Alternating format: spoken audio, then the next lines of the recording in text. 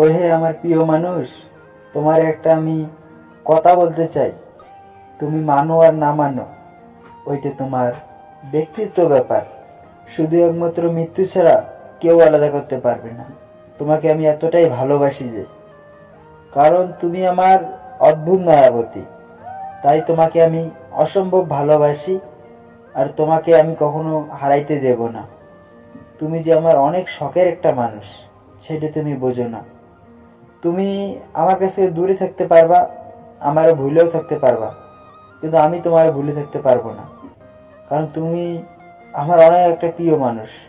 প্রিয় মানুষকে কখনো ভুলে থাকা যায় না, তাই আমি তোমাকে কখনোই ভুলে থাকতে পারবো না।